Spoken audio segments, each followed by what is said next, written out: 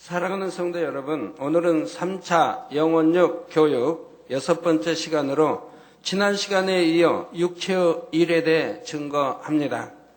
오늘 본문에 보면 육체의 일을 행하는 자들은 하나님의 나라를 유업으로 받지 못한다, 곧 구원받지 못한다 말씀하십니다. 우리가 구원받는 것은 오직 예수 그리스도를 믿음으로 말미암는 것입니다. 그런데 하나님을 믿고 주님을 믿는다 하면서 육체의 일을 행하는 것은 구원받을 만한 믿음이 없다는 증거입니다. 예수님께서 그 처참한 십자가의 고난을 당하신 것이 나의 죄 때문임을 진심으로 믿는 사람은 결코 더 이상 죄 가운데 거할 수 없는 것입니다. 비록 한순간에 모든 죄를 버릴 수는 없다 해도 정녕 믿음이 있고 주님을 사랑한다면 어찌하든 신속하게 버리기 위해 노력해 나가는 것이지요. 사랑하는 성도님들은 증거되는 말씀을 통해 모든 육체의 일을 벗어버리시며 여러분 안에 발견되는 모든 죄의 뿌리까지도 뽑아버리시기 바랍니다. 그래서 거룩하고 정결한 빛의 자녀들로서 아버지 하나님께 구하는 대로 응답받고 축복받는 여러분이 다 되시기를 주님의 이름으로 축원합니다. 사랑하는 성도 여러분, 또한 전국의 화상을 통해 예배드리는 모든 성도 여러분, 지교의 성도 여러분, 지성전 성도 여러분, 빛과 소금 성계 성도 여러분, 요식업 성계 성도 여러분, 전 세계 인터넷을 통해 예배드리는 모든 성도 여러분, 아동주일학교 어린이 여러분, 오늘은 지난 시간에 이어 이단과 투기, 술취함, 방탕함에 대해 증거합니다. 먼저 이단은 기독교와 비슷한 것처럼 보이지만 실제로는 전혀 다른 집단입니다. 오늘날의 대표적인 이단 몇 가지를 들어보면 통일교나 천부교, 여호와의 증인, 몰몬교 및 마릴성도, 그리스도교 등이 있지요. 이외에도 세계적으로 수많은 이단 교파들이 있고요. 우리가 이단에 대해 바로 아는 것은 매우 중요합니다. 그들도 하나님을 믿는다고 하고 교회와 비슷한 형태를 갖추고 있어서 자칫하면 성도들이 미혹당할 수 있기 때문입니다. 그러나 아무리 비슷하게 보인다 해도 실제로는 결코 구원과는 상관없는 잘못된 교리를 가진 것이 이단이지요. 갈라디아서 1장 8절에 그러나 우리가 혹 하늘로부터 온 천사라도 우리가 너희에게 전한 복음 외에 다른 복음을 전하면 저주를 받을지어다 했습니다. 이단 사상은 우리의 복음과 다른 복음이며 이를 전파하는 자나 받아들이는 자는 반드시 멸망의 길로 가는 것입니다. 그래서 디도서 3장 10절에는 이단에 속한 사람을 한두 번 훈계한 후에 멀리하라 했습니다. 한두 번은 훈계해보고 권면해보고 그래도 듣지 아니하면 멀리하라는 것입니다. 이단 사상에 미혹받지 않도록 그들을 가까이 하지도 말라는 것이지요. 그런데 이와 반대로 이단이 아닌 교회를 이단이라고 잘못 정죄할 때도 이 또한 하나님 앞에 큰 죄가 됩니다. 더구나 성령의 역사로 권능이 나타나는 제단이나 권능을 행하는 하나님의 종을 이단이라 정죄하면 이는 하나님을 대적하는 것이고 성령 회방, 모독이 되어 사함받지 못하게 되지요. 오늘날은 너무나 많은 사람들이 이단의 의미도 정확히 모른 채 자신들의 의견과 조금만 다르면 이단이라고 정죄합니다. 여러분은 이단의 정의를 정확히 알아서 미혹받지도 말고 반대로 애매히 이단으로 정죄하여 하나님을 대적하는 일도 없으시기를 부탁드립니다. 차라리 모르면 잠잠하세요. 내가 직접 그들이 이단 교리와 정령이 틀린가 알지 못하고 나무 말만 듣고 어디 교회 누구는 이단이다라고 우리 성도님들은 절대로 하시지 마시기 바랍니다. 그러면 먼저 이단이란 무엇인지 살펴보겠습니다. 베드로후서 2장 1절에 보면 그러나 민간에 또한 거짓 선지자들이 일어났었나니 이와 같이 너희 중에도 거짓 선생들이 있으리라. 거짓 선지자, 또는 거짓 선생들이 있으리라. 저희는 멸망케 할 이단을 가만히 끌어들여 자기들을 사신 주를 부인하고, 우리를 피 흘려 우리 죄를 이제 대속해 주셨죠. 그래서 피 흘려 우리를 샀습니다. 이렇게 자기들을 사신 주를 부인하고 임박한 멸망을 스스로 취하는 자들이라 했지요. 이단은 자기들을 사신 주를 부인하는 것, 곧 구세주이신 예수 그리스도를 부인하는 것이라고 말씀하지요. 어떤 이단 종파에서는 예수님께서 하나님의 아들이 아니라 합니다. 혹은 예수님께서 십자가에서 죽으셨기 때문에 구세주가 되는데 실패하셨다 주장하거나 구원의 사역을 온전히 이루시지 못했으므로 또 다른 구세주가 필요하다 하는 이단도 있죠. 그래서 자기가 이제 구세주로 왔다 하는 것이죠. 그러면서 교주가 자칭 구세주라 하거나 하나님이라고 주장하기도 합니다. 참, 이런 거 미혹당하는 사람들 보면 참 이해가 안 되죠. 자기가 하나님이라 그러면 하나님은 전지전능하시고 창조주이신데 뭘 창조하는 걸 보았습니까? 그러면 좀 말씀으로 창조하는 걸 보여주든가요? 그러지 하지도 못하는데 창조주 믿는다 이 말. 그다 나중에 보면 결국 병들어 비참해 죽는 것도 봅니다. 그리고 또 부활할까 하고 또 기다려요. 도대체 미혹받지 않을 일에 많은 사람 미혹받는 거 보면 참 이해가 안 되지요. 또 우리 성도님들이 십자가의 도만 잘 양식 삼고 있어도 이단에 미혹될 이유가 전혀 없습니다. 그래서 이 십자가 도가 지금 이제 세계 각 나라로 이렇게 번역되어서 많은 세계에 지금 유포되고 있습니다. 그 세계 많은 나라에서 이제 이 십자가도를 출간해 이제 이렇게 하기를 원하고 있고요. 그러니 이제 2005년쯤 되면 이 십자가도가 전 세계 많은 이들의 손에 이제 지어지게 되지 않겠습니까? 자, 예를 들어 왜 예수님만이 구세주가 되시는지 구세주의 4가지 자격을 다 알고 계시지요. 첫째는 사람이어야 합니다. 사람의 죄를 구속할 자격은 사람에게만 있습니다. 즉 사람으로, 아담으로 인해 죄가 들어왔기 때문에 이 죄를 소멸할, 대속할 이도 사람이어야 한다는 것이죠. 그래서 근본 하나님의 본체요 말씀이신 예수님께서 육신을 입고 이 땅에 오셔야만 했지요. 그러니 만약 이단에 속한 사람이 예수님은 사람으로 오셨으니 신이 아니다 해도 여러분은 이런 말에 미혹당할 이유가 없습니다. 오히려 예수님은 참신이신 하나님의 아들이시지만 구세주가 되기 위해서는 사람으로 오셔야만 했다는 사실을 깨우쳐 줄 수 있는 것입니다. 둘째는 원죄가 없어야 합니다. 모든 사람이 부모와 조상으로부터 원죄를 물려받지만 예수님만은 성령의 능력으로 잉태되셨기 때문에 원죄가 없으십니다. 즉 사람의 남자인 정자와 여자인 난자가 결합하여 잉태한 것이 아니라 성령으로 잉태되셨다 이 말입니다. 그러므로 원죄가 없다 이 말입니다. 그러므로 죄인의 죄를 사해줄 자격이 있으시지요. 셋째는 영적인 힘이 있어야 합니다.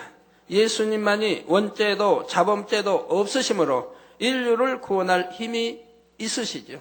즉 태어나서 십자가 지실 때까지 자범죄도 전혀 짓지 않고 오직 하나님의 말씀, 율법대로 살았습니다. 계명 지켜 살았습니다. 그러므로 자범죄도 없다 이 말입니다. 그러므로 우리 죄를 대속할 힘이 있는 것이라 이 말입니다. 이런 사실들을 바로 알면 예수님 외에 누군가가 구세주가 된다는 말을 들어도 여러분은 전혀 미혹받지 않을 수 있는 것입니다. 그러니까 천하인간이 구원받을 만한 이름을 주신 일이 없다고 하나님 말씀하지. 오직 예수 그리스도로만이 구원을 받는 것인데 오늘날 종교들이 서로 타협을 하고 있지 않습니까? 구원이 또 마치 다른 종파에 있는 것처럼 전하는 사람도 있다 이 말입니다. 절대로 여러분들은 미혹받아서는 아니 된다 이 말입니다. 네 번째는 사랑이 있어야 합니다.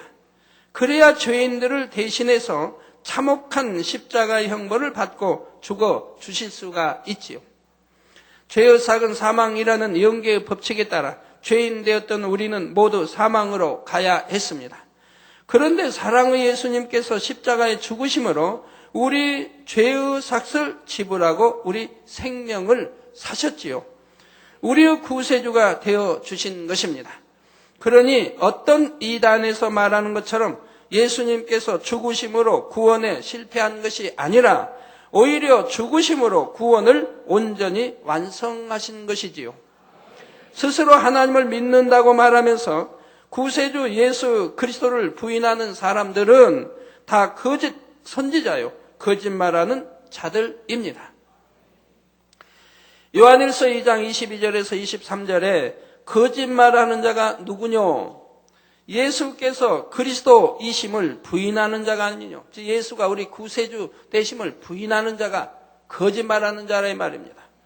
그래서 부인하는 자가 아니뇨. 아버지와 아들을 부인하는 그가 적 그리스도니 아들을 부인하는 자에게는 또한 아버지가 없으되 저 예수를 부인하는, 예수가 우리 구세주 되심을, 육신을 입고 이 땅에 오심을 부인하는 자에게는 또한 아버지가 없다. 즉 하나님이 없다. 아들을 시인하는 자에게, 예수가 우리 구세주이심을 시인하는 자에게, 믿는 자에게는 아버지도 있느니라. 즉 하나님이 우리 안에 있는 것이죠. 요한일서 4장 2절에서 3절에 하나님의 영은 이것으로 알지니 곧 예수 그리스도께서 육체로 오신 것을 시인하는 영마다 하나님께 속한 것이요. 예수가 바로 육신을 입고, 육체 같은 뜻입니다. 고기육 몸체, 또 고기육 몸신 같은 말이죠. 그래서 육체로 오신 것을 시인하는 영마다 하나님께 속한 것이요. 자, 여러분은 우리 하나님의 독생자들 예수님이 육신을 입고 이 땅에 오신 것을 믿습니까? 예, 이렇게 시인하는 영마다 하나님께 속한 것이라면 마귀에게 속한 것이 아니라 이 말입니다. 마귀에게 속하면 이렇게 시인할 수가 없다 이 말입니다.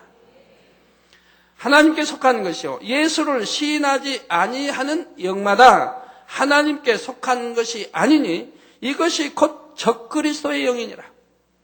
그래서 적그리스도 많이 나오죠. 적그리스도의 영이 무엇인지 이제 분명히 알 수 있죠. 오리라 한 말을 너희가 들었거니와 이제 벌써 세상에 있느니라 했습니다. 여러분이 이런 말씀들을 잘 무장하고 있다면 어떤 미혹이라도 말씀으로 분쇄할 수 있는 것입니다. 사랑하는 성도님들은 진리를 바로 알고 항상 성령으로 깨어 있어서 어떤 말이나 일에도 진리로만 분별하시기 바랍니다. 이렇게 예수가 왜 우리 구세주가 되시는가를 확실히 알지도 못하면서 이단이라고 하는 사람들이 얼마나 많이 있습니까? 제가 세계 다니면서 예수가 우리 구세주가 되시는가를 확실하게 증거하고 다니니까 많은 수많은 주의종들이 무릎을 꿇는다 이 말입니다. 왜 이런 참복음이 성경에 있는데도 우리는 알지 못하였는가? 성경에 기록되어 있는데도 알지 못한다 이 말이에요.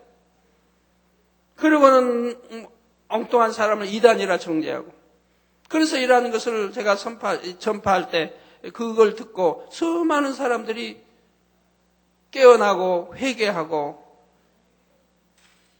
그리고 개종하고 또 가르치는 목회자들이 너무 감격해서 무릎들을 꿇는다 이 말입니다. 그럴 때 이단에 미혹되지 않을 뿐 아니라 하나님의 뜻에 어긋나는 어떤 미혹을 들어도 좌로나 우로나 치우치지 않을 수 있습니다. 우리 이런 말씀을 늘 가르치고 하는데도 98, 99년대에 얼마나 많은 사람이 미혹당해서 떠나는 거 보지 않았습니까? 그래서 새 예루살렘을 향해 곧게 뻗은 지름길로만 부지런히 달려갈 수 있는 것이지요. 다음으로는 투기에 대해 살펴보지요. 투기는 시기, 질투가 심하게 발전하여서 다른 사람에게 심히 악을 행하는 것을 말합니다. 더러운 일들을 설명할 때도 투기로 인해 더러운 일을 행하는 것이 있다 했지요. 우리나라 역사를 보아도 이런 일들이 너무나 많이 있습니다. 궁중의 여인들이 왕의 사랑을 받기 위해 다른 비빈들을 투기하며 저주하는 주술을 쓰거나 서로를 비방하고 모함하며 다른 여인에게서 난 왕자를 해치는 등 온갖 술수를 꾸밉니다. 여인들만이 아니라 남자들도 마찬가지입니다. 뛰어난 신하가 있어서 왕의 사랑을 받으면 그 신하도 이내 투기의 대상이 됩니다. 다른 신하들이 쾌계를 써서 그를 모함하고 결국은 관직에서 몰아내거나 죽이기도 하죠. 그래서 우리나라에서 참 충신이라 하던 우리나라에서 이름 있는 그러한 영의정을 지내든 좌의정을 우의정을 지내든 판서를 지냈던 인물들이 대부분 귀향을 안 갔다 온 사람이 별로 없습니다. 또 사약을 받아 죽거나, 그리고 이제 세월이 흐른 다음에 그 모함이 이제 드러나게 되고 억울함이 드러나게 되죠. 이미 사약 받고 죽은 다음에. 또 대장 안 받은 사람이 얼마나 있습니까? 이런 일은 세계 어느 나라에서나 흔히 있는 일입니다. 우리나라 역사를 보면 조선 왕조 때도 보면 초대 때부터 태조 때부터 시작해서 끝 왕까지 그 안에 궁중 안에 어떤 여인들의 시기 질투와 그 싸움으로 전철되어 있는 거 봐요. 어느 왕 하나 그런 것에 없었던 그런 왕조가 없습니다. 왕이 없습니다. 제가 알기로는 없어요. 혹여 있나요? 우리가 성군이라고 하는 성조 때는 있었나요? 성조 때도 시어머니 고부간에 참 이런 갈등으로 자기 첫 왕비를 손톱자국, 그것도 시기 질투로 손톱자국 하나 났다고 해서 궁궐을 쫓겨나야 하고, 또한 모함으로 인해서 결국은 사형을 받고 죽었지 않습니까? 그러니 그가 낳은 아들이 얼마나 폭군이 되어서 수많은 사람들을 죽였습니까? 바로 성종의 아들이죠. 그러면서 우리나라 역사는 성군이라고 한다 이 말입니다. 그래서 저는 참 이해 안 되는 일이 참 많아요.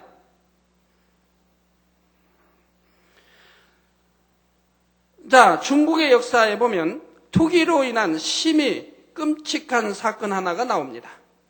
한 황제가 자신의 황후와 황태자보다 후처와 그 아들을 사랑하자 황후는 투기에 불타서 심히 악한 마음을 품었지요.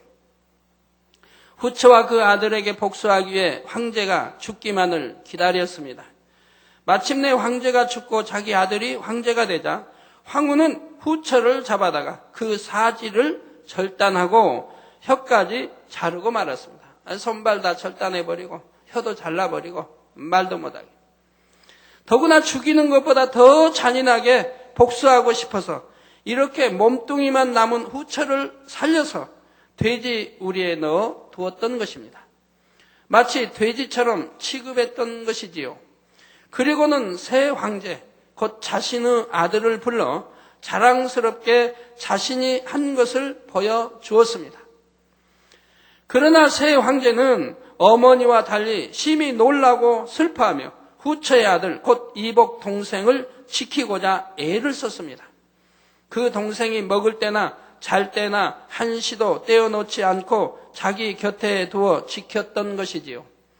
그런데 호시탐탐 귀에만 노리던 황후는 황제가 아주 잠깐 자리를 비운 사이에 후처의 아들까지도 암살하고 말았습니다. 여러분, 양심이 선한 사람이라면 이런 일들은 입에 담기조차 끔찍할 것입니다. 그러나 투기에 불타게 되면 사람의 형상을 입고서 이렇게 짐승만도 못한 일을 할 수가 있더라는 사실이지요. 그런데 문제는 이렇게 끔찍한 투기의 속성이 많은 사람 안에 있다는 사실입니다.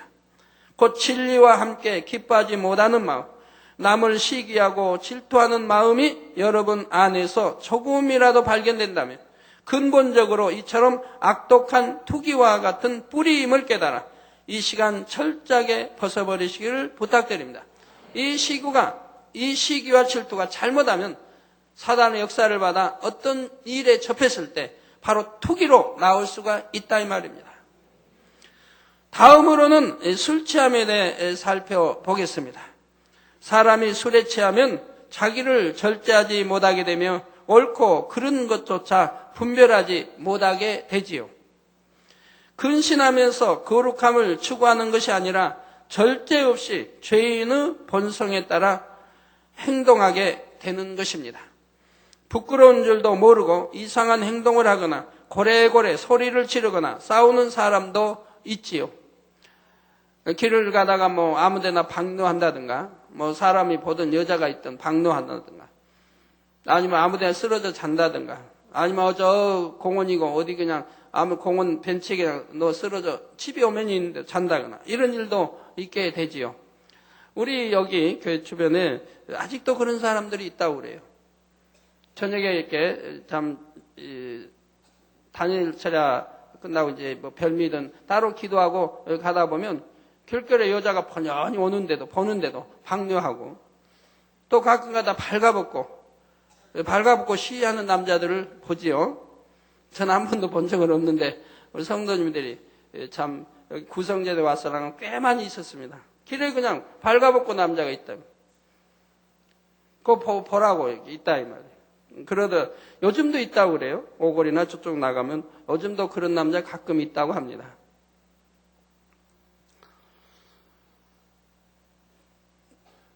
자, 또 해서는 안 될 말과 행동을 해서 돌이킬 수 없는 결과를 낳게 되기도 하고요. 술 취함으로 인해서 말에 실수를 함으로 서로 원수 맺기도 하고 감정 품고 서로 이런 잘못된 일들이 얼마나 많이 일어납니까? 오해를 낳게 되고요. 유대인들의 탈무드에 보면 사단이 너무 바빠서 사람에게 오지 못하면 그 대신 술을 보낸다는 말도 있을 정도입니다. 원래 이스라엘 지역에서는 마실 물이 귀합니다.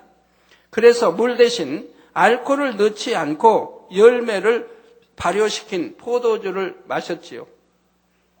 마시고 취하는 것이 목적이 아니라 수분을 섭취하는 것이 목적이었던 것입니다. 독일에도 보면 물이 무슨 알칼리 뭐라고 그러죠? 거기 땅 성분이 석회질이기 때문에 물을 마실 수가 없습니다. 그렇기 때문에 거기는 맥주가 발달되어 있습니다. 맥주를 물 대신 독일은 마신다 이 말입니다. 그건 취하기 위해서 마시는 게 아니고 물을 마실 수 없어서 물 대신 맥주를 마신다 이 말입니다. 자, 그래서 수분을 섭취하는 것이 목적이었죠. 이렇게 이스라엘 사람들이 포도주를 음료로 마셨다 해서 하나님께서 술 취함을 허락하신 것은 결코 아닙니다. 잠언 23장 31절에 포도주는 붉고 잔에서 번쩍이며 순하게 내려가나니 너는 그것을 보지도 말지어다 하셨지요. 이게 참 잔에서 번쩍이고 붉고 그건 맞지요. 순하게 내려간다. 그런 넌 그거 보지도 말. 근데 저는 참 왜 그게 그렇게 싫은지요. 이제 성예전이 다음 주에 있죠. 성예전 때 그 포도주 한 잔 조그만 이게 마시는 거는 그렇게 맛있어요. 근데 이걸 잔으로 곱으로 조그만 잔으로 그걸 하나 마시라면 그건 못 마셔요. 그래서 성도님들이 가끔 뭐 그냥 순수한 포도주만 다른 거 안 섞은 담은 것인데 몸에 좋다고 하니 드십시오. 또는 외부에 어떤 목사님이 참 저에게 즐겨주시는 분이 있어요. 크게 해서 한 번도 먹어본 일은 없습니다. 그냥 비서실에 다 처리하죠. 다른 데로 주고 처리합니다. 사택에 와도 마셔본 일이 없어요. 독해서 못 마시겠어요. 그걸 먹어서 뭐 그게 뭐 죄라기보다 그건 아닌데 뭐 취하게 먹는 거 아닌데 몸에 좋다고 좀 마시라고 줘도 독해서 못 마셔요. 저도 이제 음식점에 간다든가 이제 해서 할 때도 전에 이제 횟집에 뭐 간다든가 저 가는 거 없지만 어디 이제 교육 가가지고 한 번씩 해도 음료수도 독해서 콜라를 그냥 못 먹어요. 사이다도 독해서 못 먹어요. 그래서 사이다 콜라를 섞어서 마셔요. 그러면은 좀 순하더라고요. 그래가지고 조금 한 잔도 다 못 먹고 한 반 잔 안 되게 이렇게 이제 음식 먹으면서 먹게 되죠. 자, 취하고자 하는 유혹도 생기지 않도록 아예 처음부터 보지도 말라 하시는 것입니다. 레위기 10장 9절에 보면 제사장 아론의 자손들에게 너나 내 자손들이 회막에 들어갈 때에는 포도주나 독주를 마시지 말아서 너희 사망을 면하라. 이는 너희 대대로 영원한 규례라 하셨고 저 여기는 이제 뭐 이스라엘 백성들은 뭐 포도주를 사막지에서 더운 데서 하니까 이걸 마심으로 더위와 목마름, 갈증을 이깁니다. 그렇게 마시는데 여기에서는 회막에 들어갈 때, 예를 들어서 하나님의 성전에 들어갈 때는 이런 포도주나 독주를 마시지 말아서 너희 사망을 면하라. 즉 하나님께서 얼마나 엄하게 말씀하고 있죠. 또 이는 너희 대대로 영영한 규례라. 민수기 6장이나 잠언 31장 4절에 보면 왕이나 하나님 앞에 거룩하게 구별된 사람에게는 더욱 엄격하게 술을 금하고 계시지요. 사람이 선한 양심이 있다면 하나님 앞에서 술 취하는 것이 합당하지 않음을 스스로 깨달을 수가 있습니다. 세상 사람들도 예의를 갖춰야 하거나 어려운 윗사람을 대할 때는 술에 취한 모습을 보이지는 않을 것입니다. 하물며 하나님 앞에서는 어떠하겠습니까? 오늘날에 우리는 하나님의 자녀로서 늘 하나님 앞에서 살아가는 사람들입니다. 또 성령께서 우리 몸을 성령의 전으로 삼고 계시지요. 그러니 주님을 영접하고 성령의 역사를 받으면 술 취하는 것이 가하지 않다는 사실을 이미 마음에 느끼게 되는 것입니다. 저는 하나님을 알기 전에는 오랫동안 술로 세월을 보냈습니다. 결국은 뭐 술에 중독까지 되었으니까요. 세상에 있을 때 보면 서양 사람들은 뭐 술은 끊어도 담배는 못 끊는다 이런 사람인데 저는 다 끊어도 술은 못 끊는다 했습니다. 그렇게 즐겨 했어요. 매일 마시고 밥 먹을 때도 마시고 그리고 그런데 결국은 중독까지 됐죠. 안 마시면 몸이 손이 떨리는. 자, 질병의 고통을 잊기 위해 마음의 절망과 슬픔을 잊기 위해 술 없이는 견딜 수 없는 많은 해를 보냈습니다. 그러나 주님을 영접한 후에는 아무도 저에게 진리를 가르쳐 주지 않았는데도 교회에 갈 때는 스스로 술과 담배를 하지 않았습니다. 그것이 나쁜 건지 알지 못할 때도 술과 담배를 하지 않았습니다. 누가 말해주지 않아도 제 양심 속에서 이미 술을 마시고 교회에 갈 수 없다는 마음이 들었고 또 담배를 피고 갈 수 없다는 마음이 들었습니다. 그래서 술, 담배 아침에 일어나 하지 않고 그리고 교회 갔다 와서 저녁 예배 이제 끝나고 오면 이제 그때는 마시고 또 담배도 피우고 했었지요. 아무것도 모를 때니까요. 에베소서 5장 18절에 술 취하지 말라. 이는 방탕한 것이니 오직 성령의 충만을 받으라 하신 대로 여러분은 오직 성령의 세술에 취해 항상 충만하게 신앙생활 하시기를 바랍니다. 마지막으로 살펴볼 육체의 일은 방탕함입니다. 사전을 보면 방탕함이란 주색잡기, 곧 술, 여자, 도박이나 여러 가지 기회 등에 빠져 행실이 좋지 못한 것이라고 했습니다. 자, 술, 여자, 도박이나 여러 가지 기회 등에 빠져 행실이 좋지 못한 것을 방탕함이라고 합니다. 세상에 보면 정욕적인 것들을 즐기고 취할 뿐 아니라 거기에 완전히 빠져들어서 자신의 의지조차 잃어버리는 사람들이 있습니다. 우리 옛날에 빗소금의 자매들이 이제 옛날에는 모를 때 우리 교회 오기 전에는 자매들이 백화점에서 근무 끝나면 근데 지치지 않습니까? 하루 종일 서서 손님과 이렇게 참 비유 마치고 이렇게 해야 되니까. 그럼 끝나고 가면 어디 가느냐? 저기 이제 나이트 클럽 이런 데 가서 이제 맥주 마시고 취해가지고 그저 흔든다 이 말입니다. 흔들어대고 그 당시 이제 그랬다고들 본인들이 이야기를 해요. 지금이야 이제 다 주 안에서는 안 그러지만 다 이러한 것이 얼마나 방탕함입니까? 마시고 취해서 그저 남녀 같이 흔들고 말이에요. 참 또 이런 계통 있는 사람들은 저를 또 얼마나 싫어할지. 자, 마땅한 책임과 도리도 하지 못하고 사람의 구실조차 못하는 경우가 많지요. 그러다 너무 취해서 집에도 가지 못하고 부축받아서 저기 뭐 호텔이나 어디로 또 가게 되고요. 예를 들어 한 집안의 가장이 술과 도박에 빠져 가정을 전혀 돌보지 않는다면 가족들은 얼마나 고통을 받겠습니까? 제가 어릴 때에는 이런 일도 보았습니다. 시골에서 1년 농사를 수확하거나 혹은 1년치의 품삯을 받고 나면 사람들이 모여 앉아 노름을 합니다. 그런데 그냥 재미삼아 조금 하는 것이 아니라 정신을 차리지 못하고 노름에 빠져서 1년치 수입을 순식간에 날리는 사람도 종종 있습니다. 오늘날은 그 일꾼이 있는지 모르겠는데 옛날에는 이제 1년치 품삯을 계약합니다. 부잣집에서 좀 그래도 부유하다는 집에서는 모슴을 둡니다. 그 1년 계약을 해요. 닷섬 1년 일해주고 닷섬 아니면 몇 섬, 7, 8섬 부잣집은 아예 일도 많고 9섬 이렇게 계약을 합니다. 그리고 1년 동안 뼈가 빠지게 일을 해줘요. 아주 밤낮 없이 일을 해요. 그리고 이제 1년 농사가 끝나면 가을에 이제 12월 달이든 이러든 세경을 받아요. 이제 계약한 걸 받습니다. 계약한 걸 이렇게 받아요. 그러면 그걸 노름 한 번에 날려버린 그런 모습들이 꽤 있다 이 말입니다. 얼마나 허망한 일입니까? 1년 그렇게 힘들게 일해가지고 그걸 받았으면 열심히 모아서 저금해서 이자라도 불려나가 이런 삶이 돼야 하는데 한 번 노름에다 날려버린다 이 말이에요. 그리고 또 1년 동안 열심히 또 그렇게 일을 해요.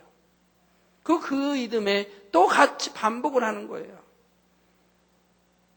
이런 사람들이 의외로 많았습니다. 우리 농촌에 이제 옛날에 농사 지어 보신 분들 제 말이 사실이죠? 우리 오남성이든 사남성이든 제 말이 사실이면 좀 거수 좀 해주세요. 예, 사실이죠. 예, 내려 많이 계시네요. 우리 여성 4, 5 여성. 우리 젊은이들은 잘 이해 못할 테니까 제가 확인을 시켜드렸습니다. 때로는 집과 재산을 다 날리기도 하고 심지어 노름을 하려고 자기 가족까지 파는 경우도 있습니다. 가족은 자기 아내까지 잡힙니다. 옛날엔 그런 경우도 있었다 이 말입니다. 재산 예를 들어 집 문서 잡히고 날리면 논문서 반문서 잡히고 그런 것도 한다 이 말이에요. 이 노름이라는 게 얼마나 무서운지요. 그래서 노름을 끊기 위해서 결심을 하고 손가락을 자른 사람 있잖아요. 그래도 한다 이 말, 그래도. 그러면은 손목까지 자르죠? 그래 놓고도 하는 사람이 있다고 그래요. 이 노름 끊기가 얼마나 힘이 드는지.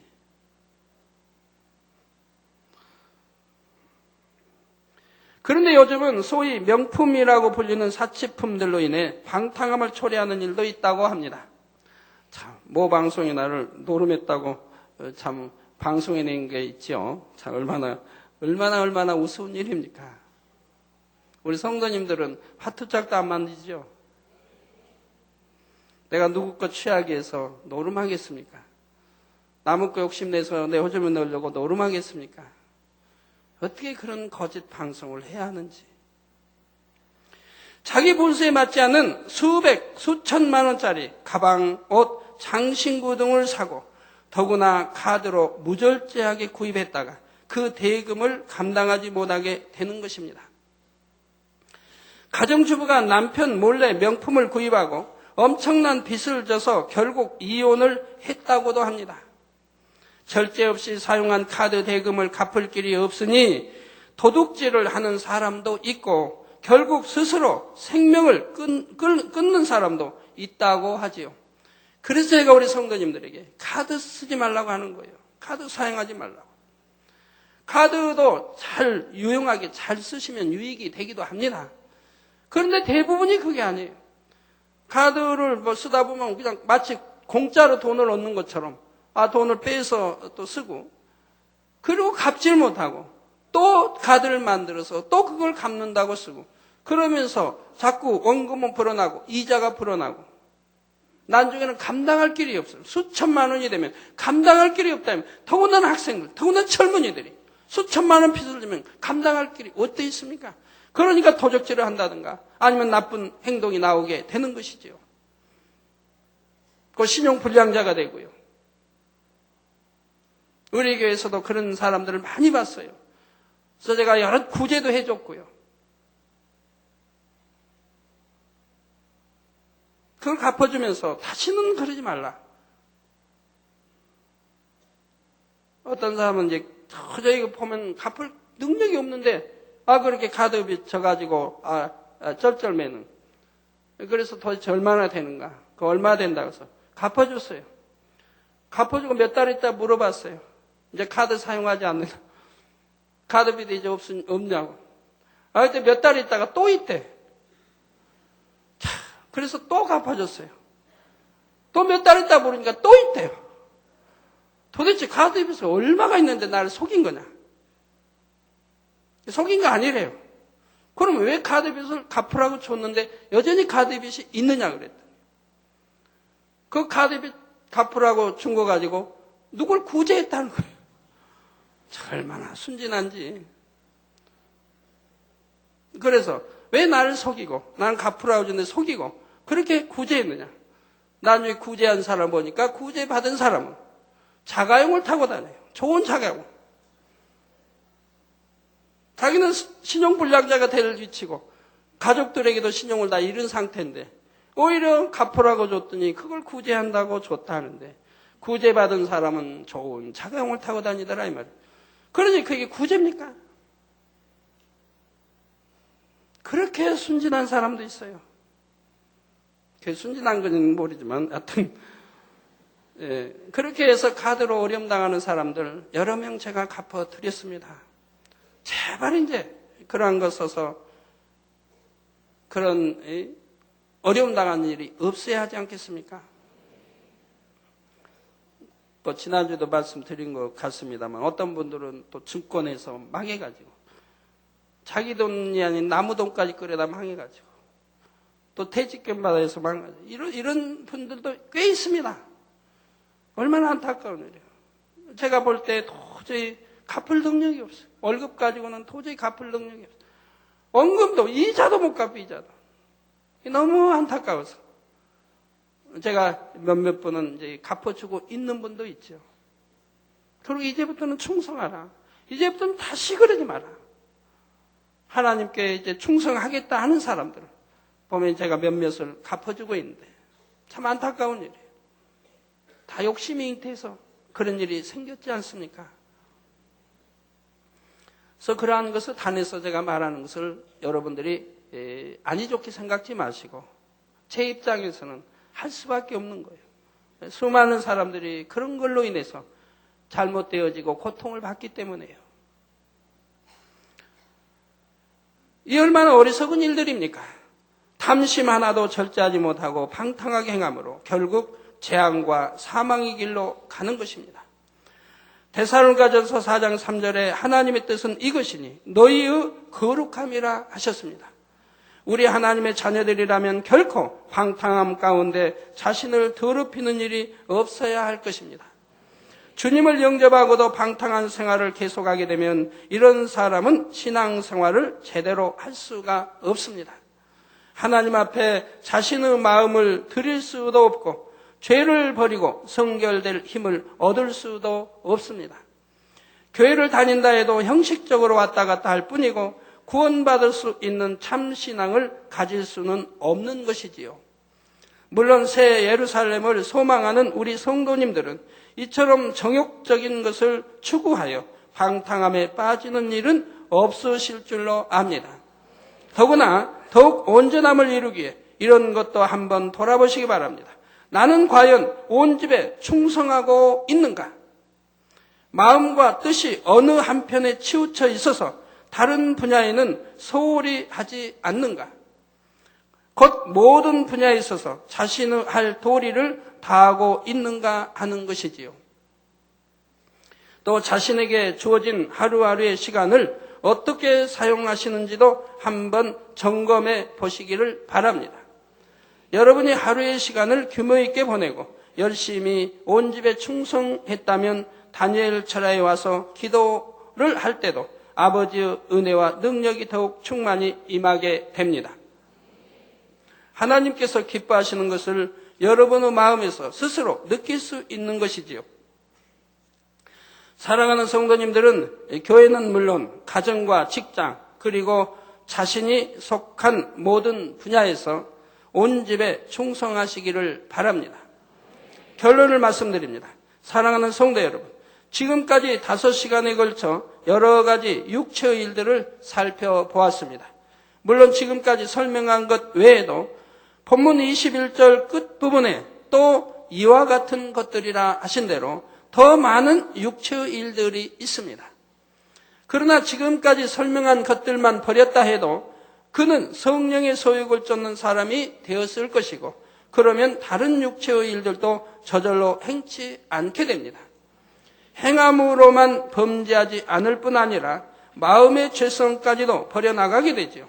거룩하신 하나님의 자녀답게 날마다 거룩하게 변화되는 것입니다.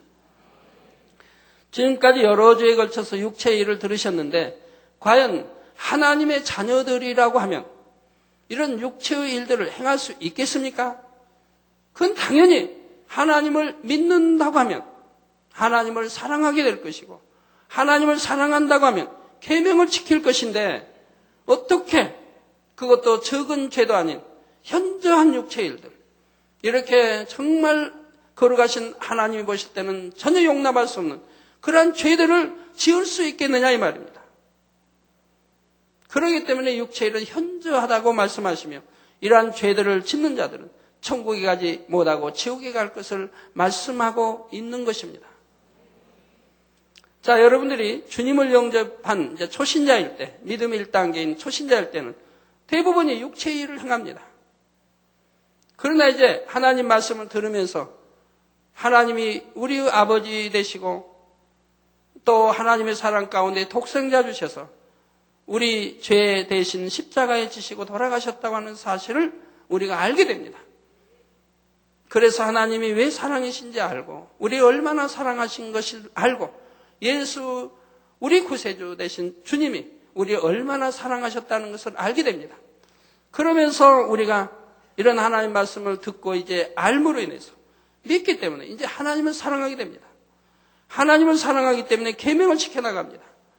계명을 지켜나가니 이제 육체의 이러한 일들을 끊어버리게 됩니다. 그러면서 믿음의 2단계로 들어가게 되는 거죠.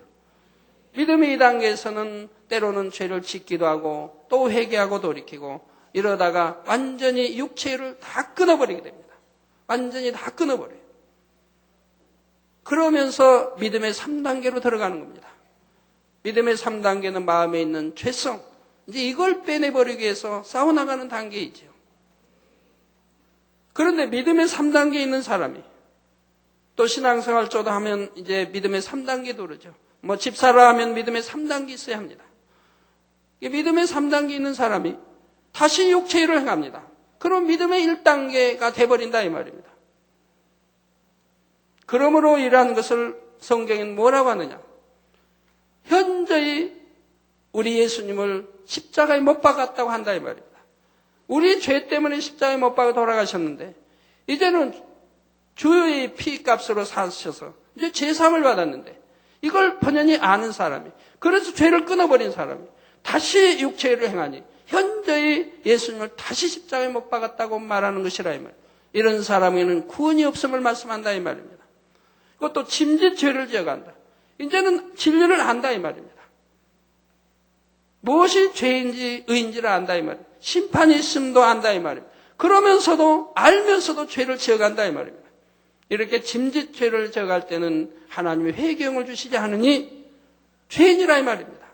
그러므로 구원에 이르지 못한다고 하나님 말씀은 하고 있다 이 말입니다. 그렇기 때문에 이렇게 몇 주 동안에 걸쳐 말씀드린 이런 육체의 일은 현저하다 이 말입니다.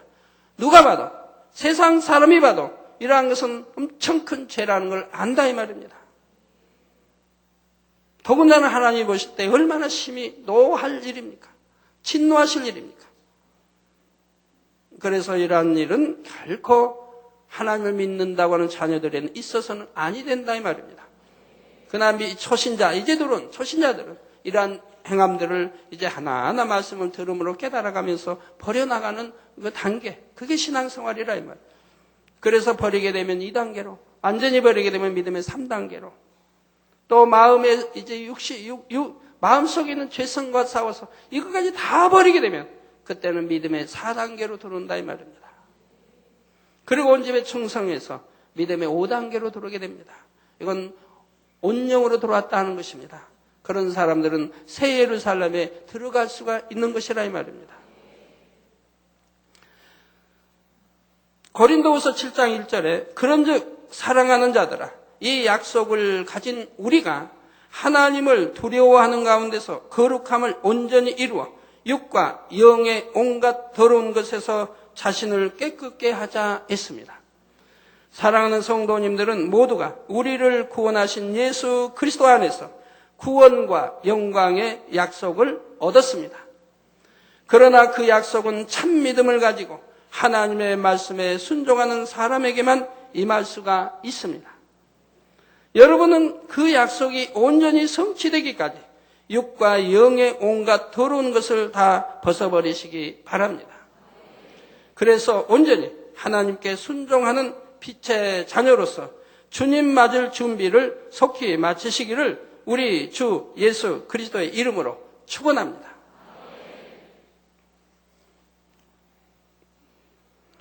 어제는 참 많은 성도님들이 토요일날 사택을 다녀가셨습니다.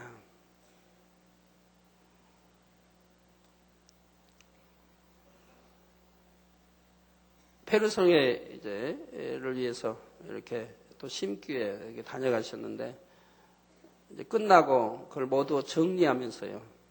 사택에서 정리하면서 이제 끝나고 8시 넘어서 이제 저녁밥을 먹으려고 이렇게 대하다 보니까 막 눈물이 쏟아지더라고요.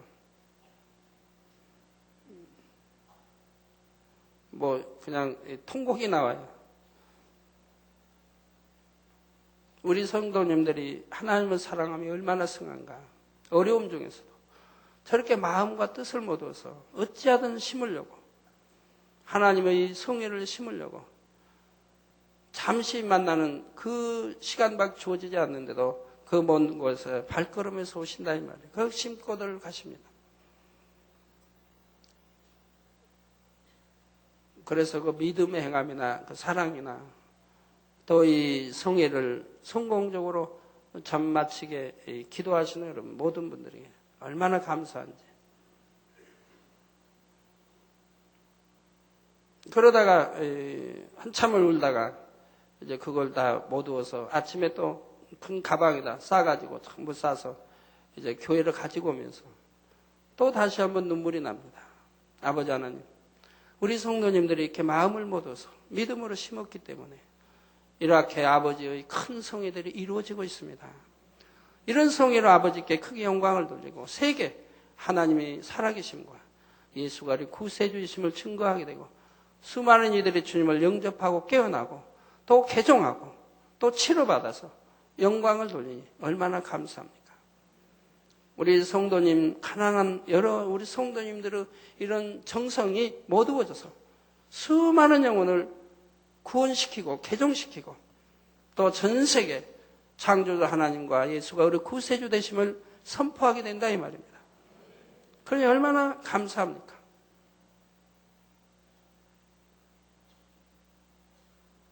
그래서 감사의 눈물도 또 흘리고요.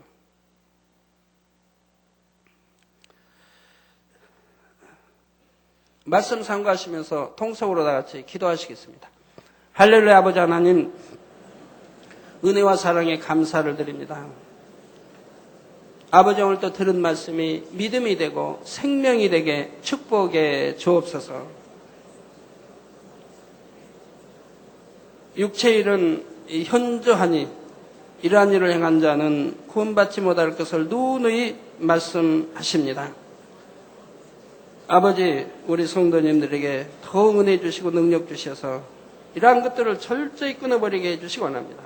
이단이 무엇인지 분명히 알아 미혹받지 않게 도와주시고 투기가 무엇이며 술 취함이 무엇이며 방탕함이 무엇인지 알아서 이러한 것들을 철저히 끊어버리고 거룩한 하나님의 자녀, 빛의 자녀들이 될 수 있도록 축복해 주시기를 원합니다.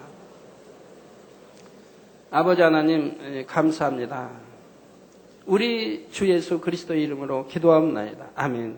환자에 의한 기도하겠습니다. 아픈 곳에 손 얹어 주시고 연약한 곳에 손 얹어 주시고요. 또 마음의 소원을 놓고 기도 받으시겠습니다.